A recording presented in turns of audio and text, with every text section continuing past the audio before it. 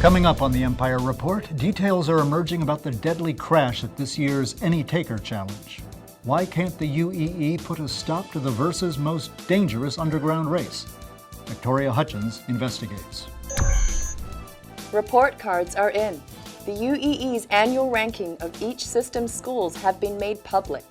Is your children's school making the grade or failing? We'll let you know. Finally, Theodore Rahman gives us an exclusive tour behind the scenes of Daydrifters. Meet the heart and soul of the Verse's new hit vid. All that and more on the next Empire Report at 2200 SET.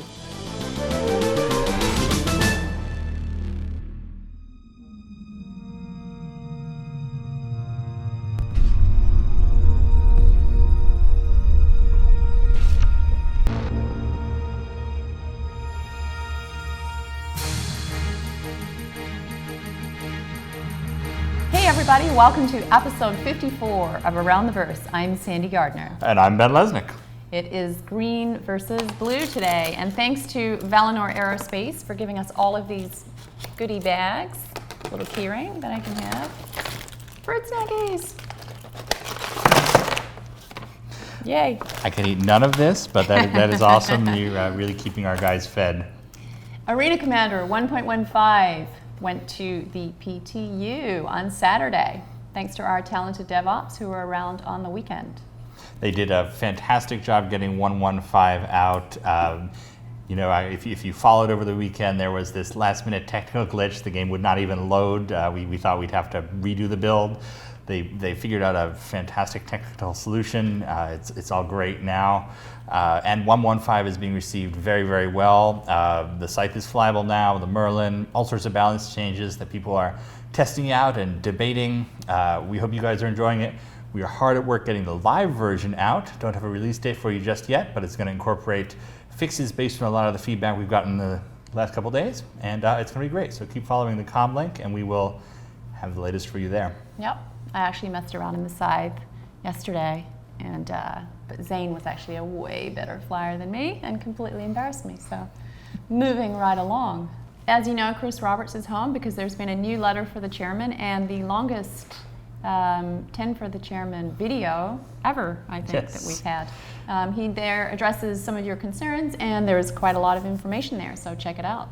And I'm in it too, so check it out. For the chairman, yes. It actually is. On Friday, we posted the latest update from Jason Hutchins about Star Marine. You can go in and check all the different blockers and projects yourself, but the short story is that it's coming along well. We also announced the winner of the previous updates poll, which was the Ghost site. So expect to be using the Ghost site in Star Marine.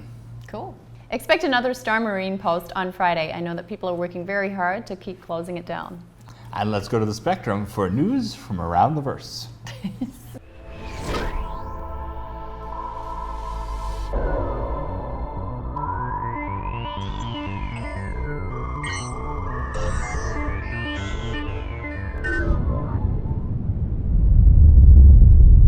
Hello and welcome back to sunny Santa Monica, California.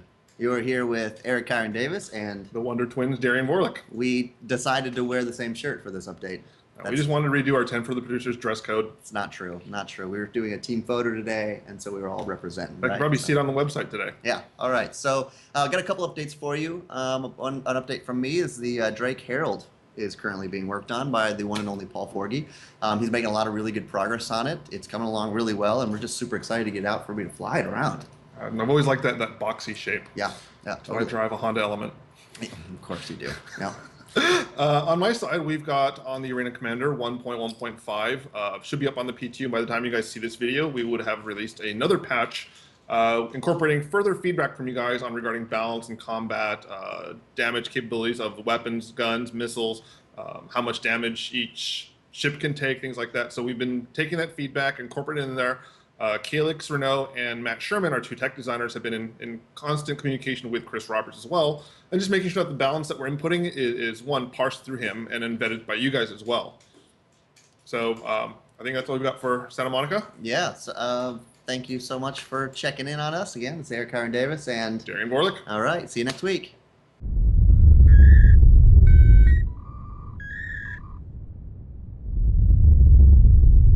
Hey guys, Dave Langlaters here, senior producer at Elphonic. A couple things this week. One is with the FPS practice mode, which we've talked about before. It's instead of team elimination, we just put in a mode where you can just test out your guns, very similar to free flight mode from Arena Commander. We've added some new spawn points on the map to accommodate that mode. Typically we have just the 2 team sides and all the spawn points are in those 2 rooms. But that was causing problems with the practice mode because everybody would spawn next to each other, instantly turn around and shoot each other. So we have spawn points pretty much scattered throughout the entire map now. The logic will pick the furthest spawn point away from any enemies. So some other things, we've been making slight adjustments to the sights on most of the guns. Mostly clearing out the center so that you can get a better beat on your target and get them in the center of the sight. We've also been polishing pretty much every animation in the game at this point. Most of the features and all the tweaks to the animations are done at this point for the start-stop juke system. So we've mostly been making a pass on all the animations with Steve Bender, the animation director, and just making sure everything's looking really good and polished. Lastly, we did fix a while back, for some reason, the death animation stopped working. So the system where it detects where you've been hit, the shoulder, the leg, whatever, and causes you to die in an animation that goes along with wherever you've taken the impact. That system had broken down a few weeks ago, so we fixed that up again, so all those death animations are playing properly now. Yeah, that's about it for this week. Thanks again, guys.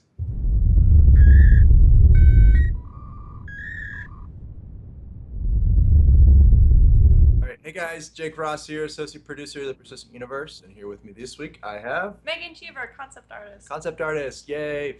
So we're going to talk with you a little bit about what we got going on with Corp. We've got some of our animators here working on emotes for our Corp. Worked on a little bit a while back, but now we're actually getting those emotes in game and implemented. So those are pretty fun to watch. Look forward to that. We also have a ongoing work on the no weapon run and walk set. So the non-combat kind of running and walking and polishing that up a little bit, so that'll look good when you're kind of walking around in non-combat stances in our corps. We've also got the art team at Behavior finishing up polish for the Art Corp landing zone. The new layout that we had that Tony kind of revamped and redesigned is underway up there. And now we're moving on to the lighting and VFX and things like that. So is coming along nicely. Megan, what have you been working on? All kinds of things. All kinds of things. I've been doing a lot of medals and insignias for our military. Lots of things for our Navy and Marines. We're gonna give our people flashlights on their helmets so you guys can see in the dark. Very important. Yeah. Also been helping clothe our NPCs and players for Persistent Universe and kind of general fashion. Terra themed, kind of more casual fashion. So yeah, so we'll be dressed in the future, so that's always good. And those clothing that are going to come from those concepts will be found in the Cassava Outlets clothing store. So you'll be able to purchase the clothing that Megan's working on right now. So that's going to happen in the future. So that's it. That's all we got for you for this week. So we'll see you next time. Thanks.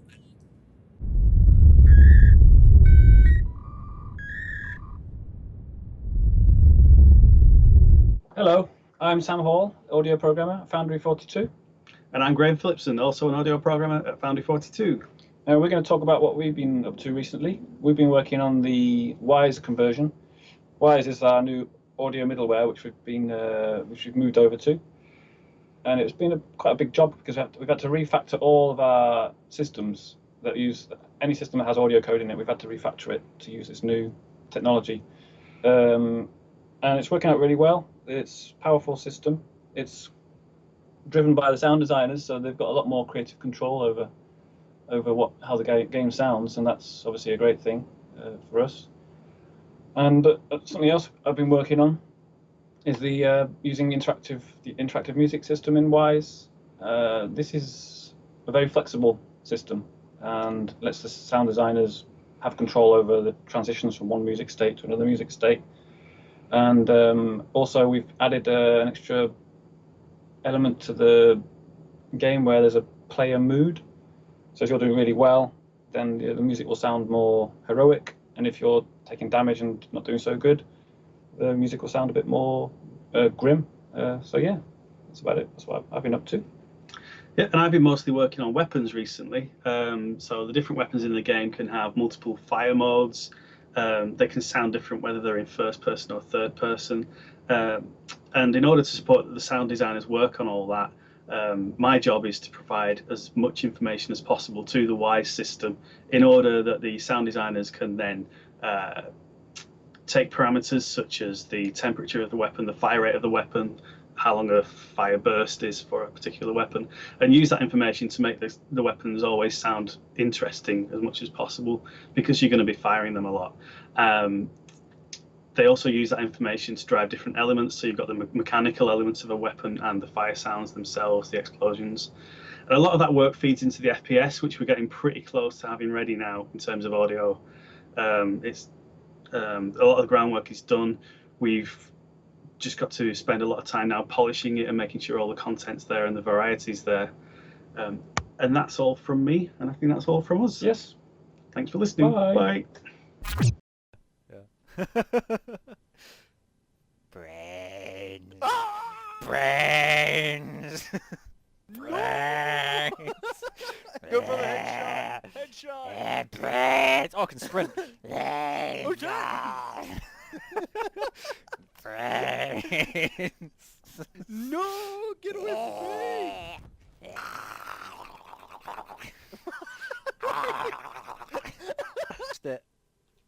Oh no. It's so well. It's sort of fixed it. I'm now like floating around in space, lying down. Yeah. Oh, game over for zombie. Thank you to all our studios around the world.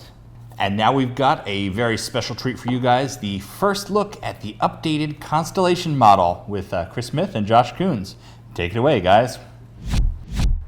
Hey guys, this is Chris Smith and Josh Coons, and we're here to talk about the Constellation rework. So, we're starting the Constellation rework, and basically we had to start from the ground up with it, and that means reworking how we even assemble it, and so it's easier for us to do variations after.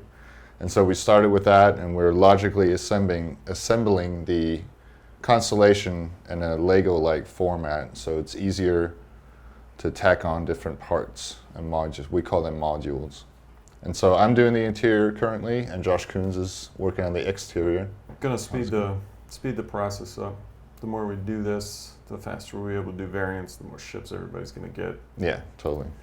And the pipeline just gets optimized the more we do it, and more ships equals more stuff equals more fun, which is good. Yeah, so we're using this Constellation also as an opportunity to use our new ship pipeline that we've come up with over beginning this year, that we've all streamlined together with the other studios that we have, UK and here LA. And so yeah, it's going pretty good. The Constellation is coming together pretty quickly. It's looking really, it looks so good. I can't wait to it's looking finally show the whole thing. It's been, it's super fun pushing the envelope on something that people are already familiar with, and then we've gotten good feedback from the feedback that we've gotten so far from the public on the Connie, the people that have. Chris really digs it. A lot of the rework right now, I mean, the interior I would say probably changed the most so far out of everything. I mean, the exterior that he's doing, I mean, he's making everything look much better and more detailed. And a lot of the little clusters, like the little maneuvering thrusters and stuff like that didn't really have a whole lot of detail, all nicely modeled out now. Still there. Yeah. I mean, a lot of this, the exterior stuff, the exterior style is still the same in how it was. The interior, on the other hand, was reworked quite a bit by me. I think the interior was also the most problematic issue with the Constellation, with the old version. It's already been reworked, based off, fan input, that we've had over the years and stuff. And some stuff just didn't And it didn't work or make sense. So yeah, I took the chance to add a couple of things, to subtract a couple of things to make things more efficient. I mean, for example, the front nose area, we sort of have the Constellation section off by a nose, a neck, a body, and a tail. And he does the same for the exterior. So each module can be removed, and then we could assemble a new ship with it, basically. Yeah. And so for the nose section and the interior, we've added, and each section, well, basically has a bulkhead that separates it. So there's actually a new bulkhead that separates the cockpit from the living quarters now. So it makes more sense that way, you know, to have everything so nothing becomes exposed to space in case, like, you know, something happens. It's airtight now. Yeah. We had fans coming by the South by Southwest booth a few months ago, and the people that own the ship, I would ask them, you know, without telling them that I'm redoing it, I'd be like, what don't you like about the ship? And they would tell me, and it was just one after another. I'm all like all of it had already been fixed. We already took care of the issue. And then I'd be all like, yeah, we're fixing all that right now. And they were like, what? And then we had a couple people tour the studio, and they saw it, and they were like, you weren't kidding. Yeah. They were like, wow, I mean, cannot wait to get that. A lot of those issues were issues for us too, you know, like visually and functionally. We're just like, why is it like that? And so, I mean, for example, the turret entrance, I mean, it's not, you don't have to walk around to the cockpit chair to get into the turrets. It's just a straightforward walk. You get more people down when you go down on the drop platform. It's not just one person deal. The airlock's bigger. You're not going to shoot into the side of the Constellation when you jettison. Like, that was my favorite part. Clip through the mesh. Yeah, you're like, abandoned ship, and then you hit the button, and then you right into the side of it. And then you die. And you're dead. Good job. Yeah, we also extensively reworked the Merlin connection. In the back.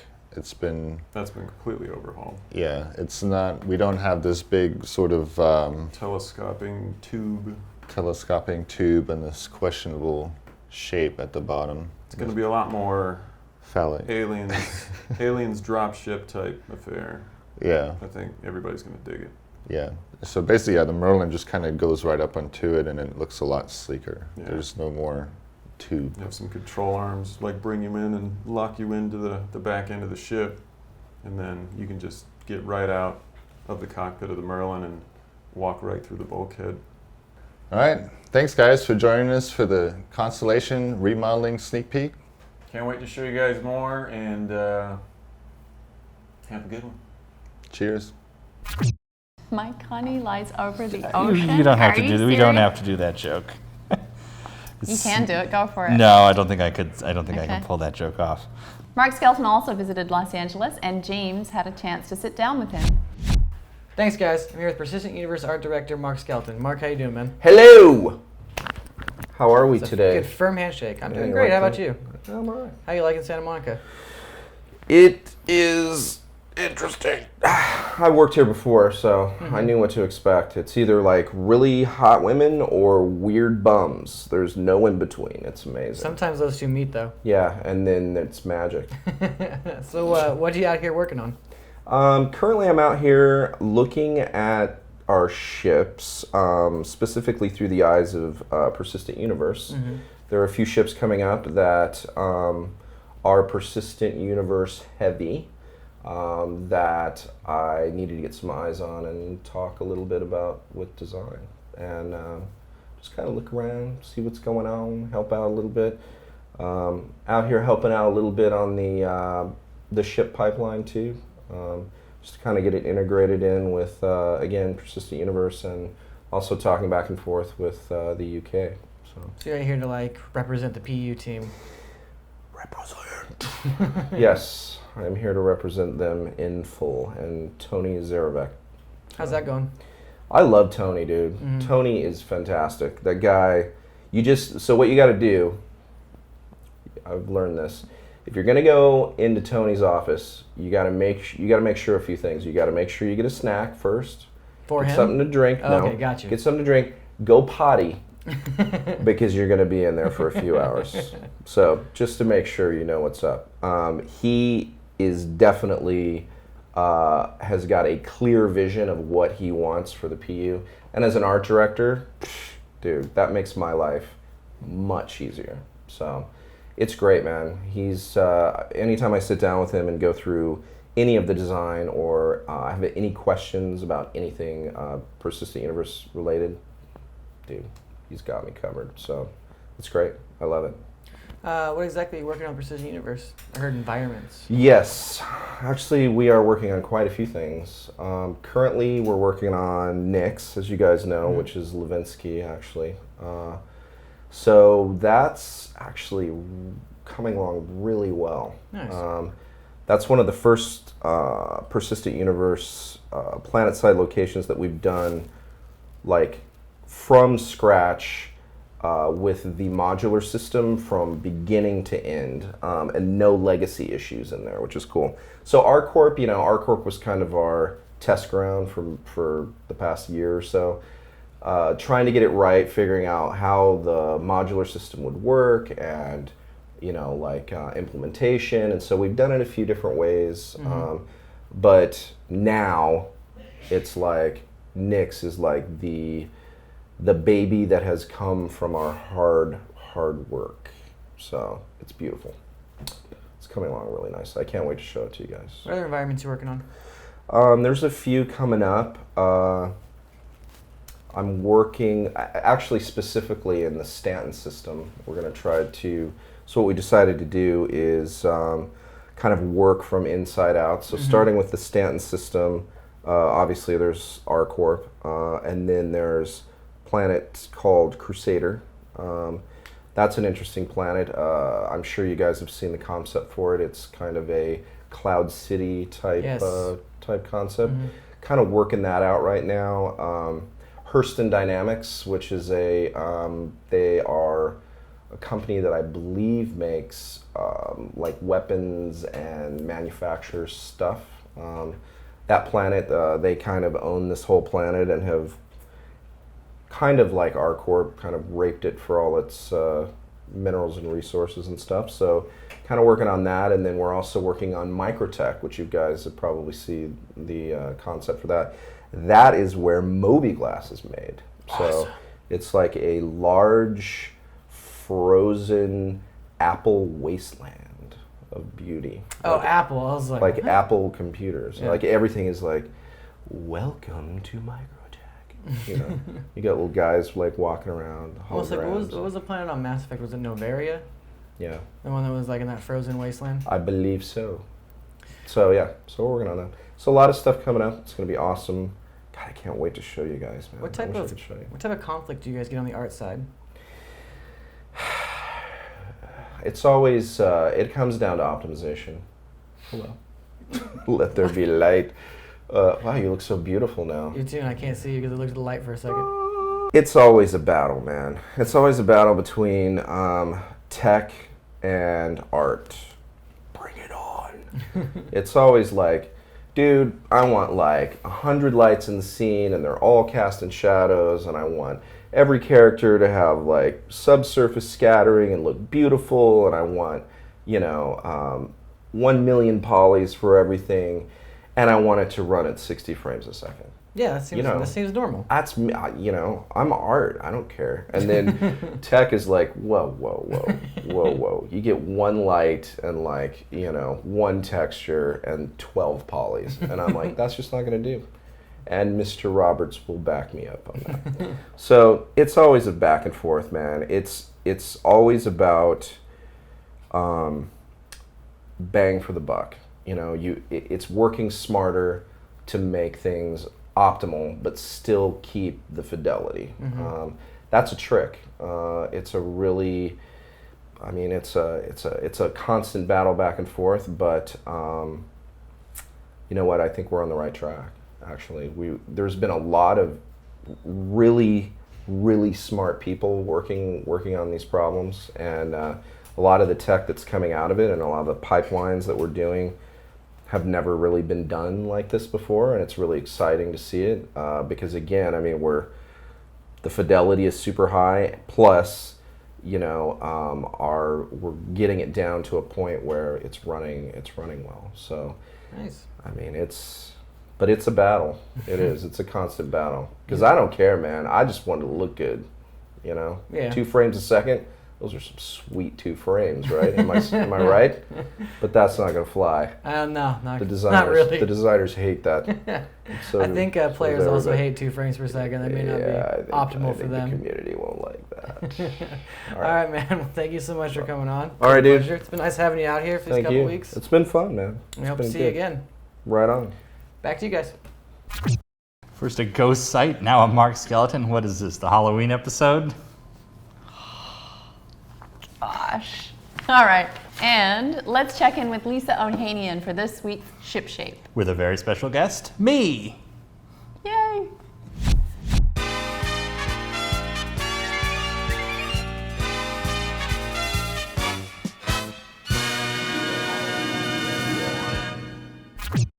Hello everyone and welcome to this week's episode of Ship Shape.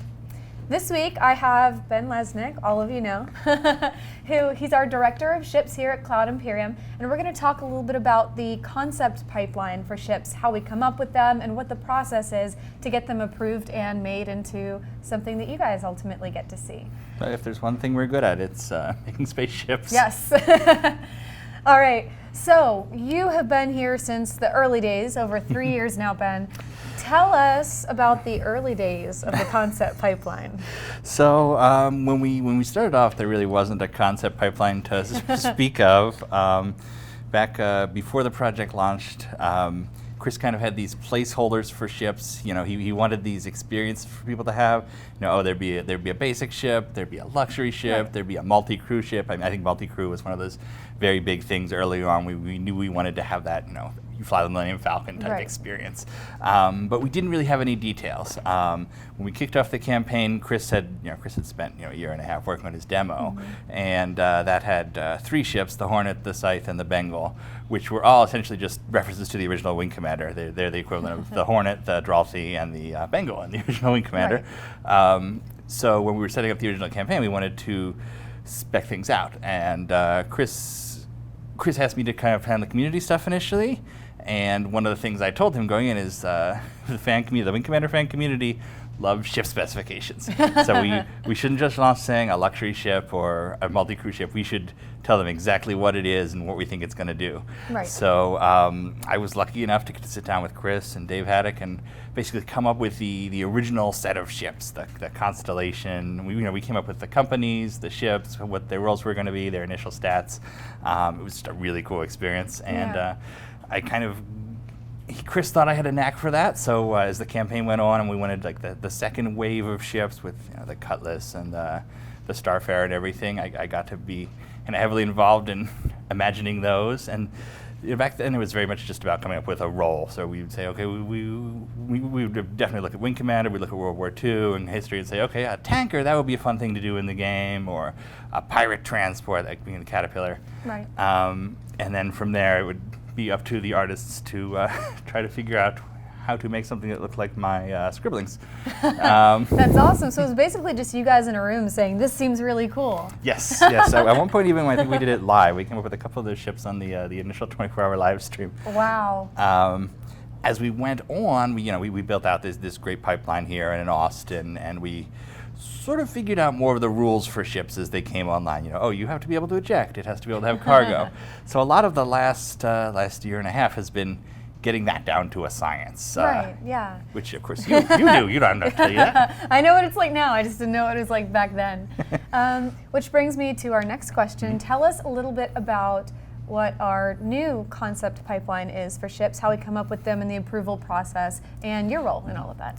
So yeah, Chris just recently kind of officialized my involvement in ships. I used to kind of kick it off and then leave it to more skilled people to make right. So now I'm overseeing a little more of the process. As director of ships. Director of ships, yes.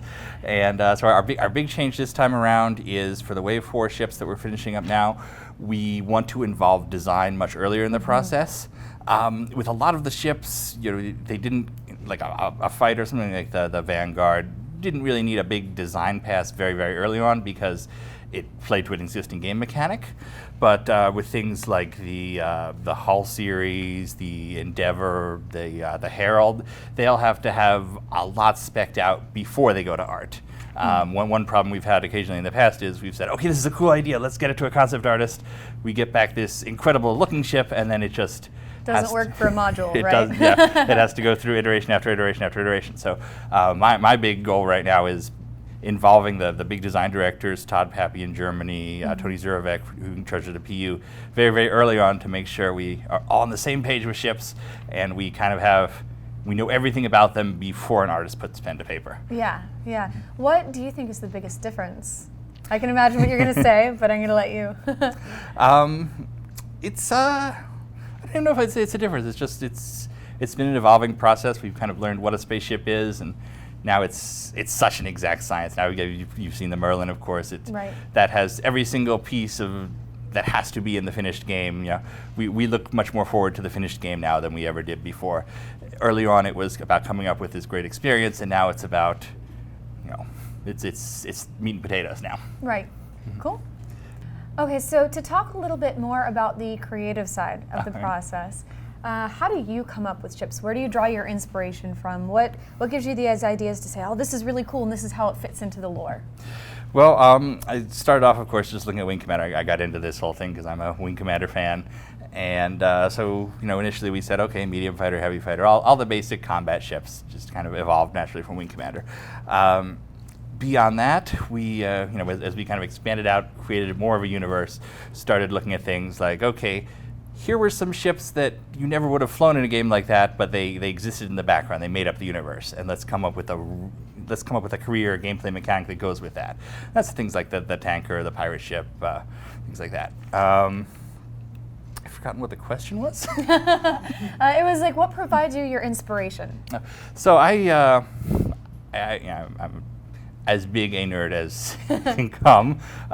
So I grew up watching movies like 2001. I basically wore out my VHS copy of 2001. One of the reasons I'm so excited about the Endeavor, because that's directly inspired by the Discovery.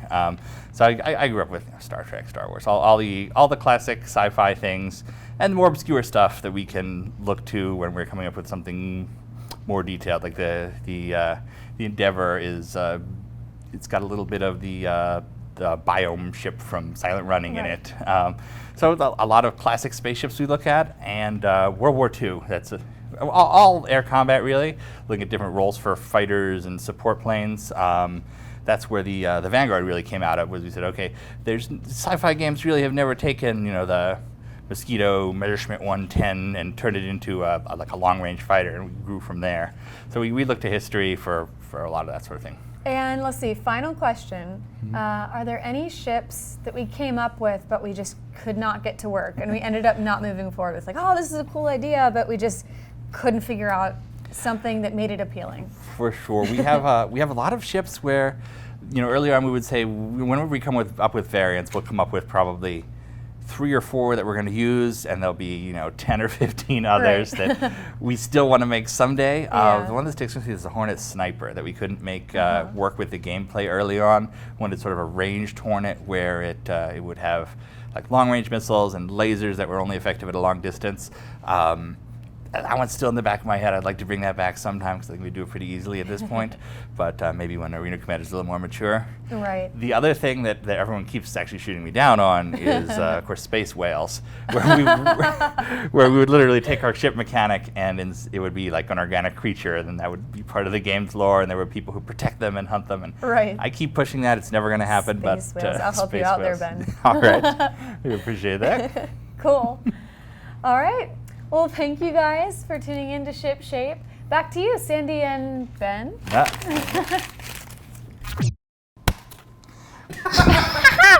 Nice. Thank you, Lisa. And thank you, Ben. I probably should have seen that coming. Speaking of, the Merlin is coming. It will be available as a $20 add-on ship starting with the live launch of 1.15. Which, again, we do not have a date for yet, but once we're close, we'll let you know. We need your Arena Commander footage for the show, for Around the Verse, so please post your cool video onto our forums, and here is the link. And let's see some footage with the Scythe and the Merlin. Put them through their paces, guys. And starting this week, we are bringing back MVP. Yes, indeed, MVP is back. If you remember back to the start of ATV or back in Wingman's Hangar, we give a UEC reward to the very best post on the forums each week. And Sandy and I are going to present the award ourselves. So, all right. Sandy, here's Let's the envelope. see. Dun, dun, dun. Drum roll, please. Ooh, very fancily written, I must say. Classy production all around. Yes. Fiendish Feather! Yay! Fiendish Feather gets the award this week for his fantastic Merlin commercial. Check it out.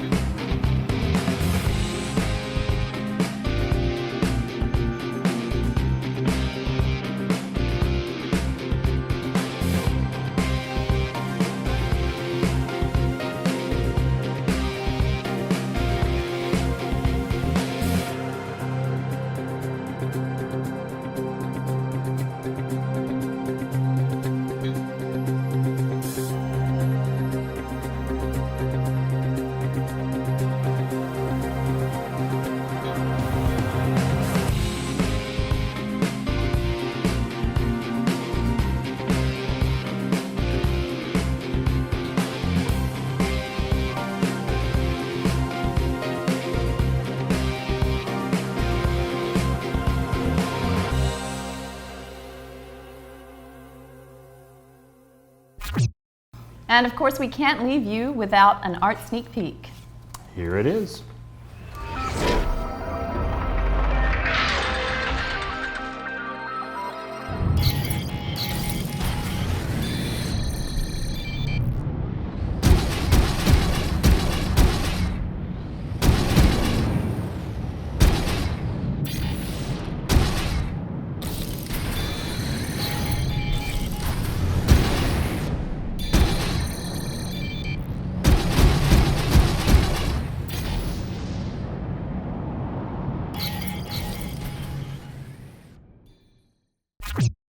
Be sure to tune in to Reverse the Verse tomorrow at 11 a.m. Pacific on Twitch.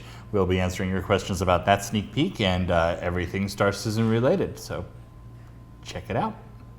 And thanks as always to our subscribers for making this show possible. We love seeing you, and we will see you next week on Around the Verse. What's this bit? I don't know. Yeah.